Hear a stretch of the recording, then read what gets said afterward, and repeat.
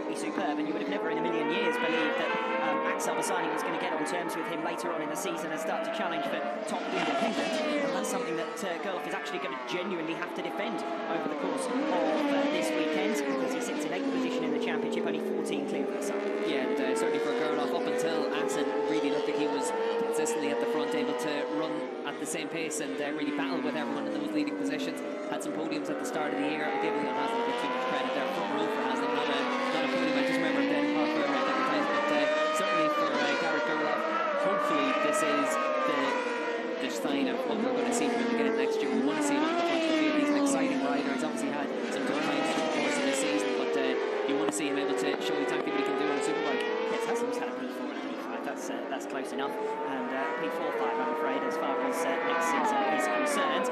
So he's set to move on from SBK.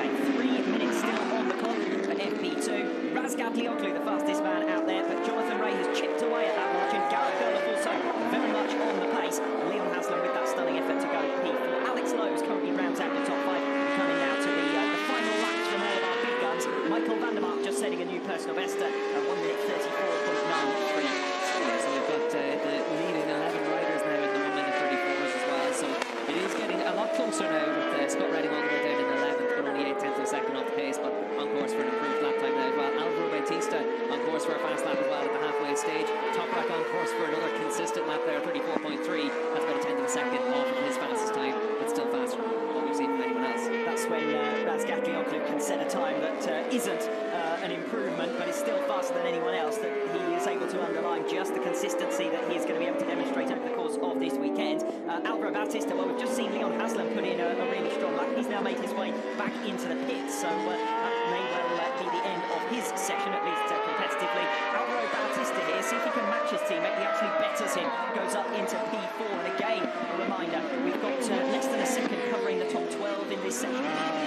For the top 12, 28/10 of a second separating them. It's going to get a little bit closer now as well. Scott Redding just coming into the last couple of corners. We catch up with the number 45. He's half a second off the pace, but could move himself up a couple of positions here. Well, he only needs to gain 2/10 of a second. He'll move all the way up from 12th position and up to 7th, and that's exactly what happens. 1:34.827.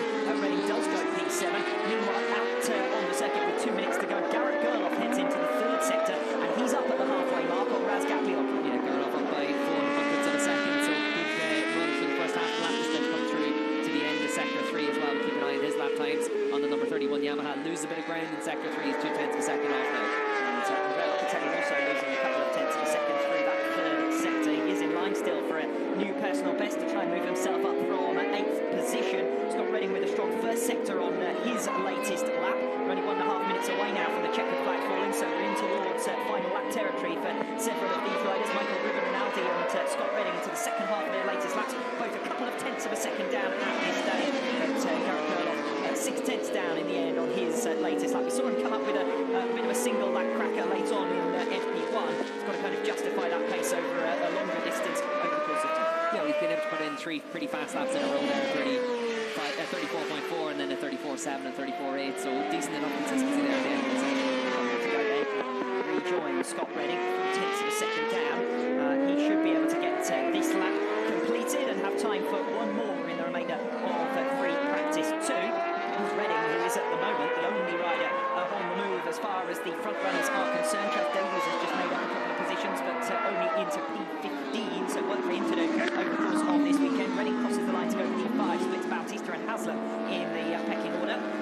1:34.579. Scott Redding's time, 3.5 of a second down on Razgatlioglu. Right on board. Yeah, Redding actually fastest of all in sector 3 as well now, so he's been able to find some progress over the course of the last couple of sessions as well. Alvaro Bautista won't improve on his final lap. He's lost over a second through sector 2 after being 7 thousandths of a second up through sector 1.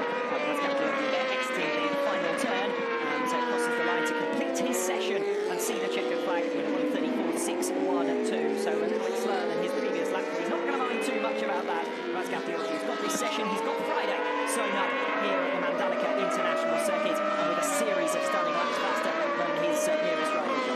Yeah, and what's going to be interesting is to see that for Toprak, he's fast in each of the sectors, very fast in sector 2, but for Jonathan Ray, he's made most of his lap time in the second half of the lap. Chas Davies gets caught up behind Oliver Koenig here. He may well lose what looks set to be his personal best lap, and I'd say that's going to go away from him now. He makes his way through on the inside line, and that's where we're talking about the potential overtaking zone in between turns 15 and 16. It's certainly one of the slowest, if not the slowest corner on the circuit, and Chaz Davies using that to good effect to get through on Oliver Koenig, and it is a new personal best, but I fancy that Davies probably would have moved up in positions if he hadn't got caught behind the rider who's effectively a backmarker, with all due respect, this weekend on his WSBK day. Yeah, Chaz lost 7/10 of a second in that final sector, so that's catching Koenig into that sector.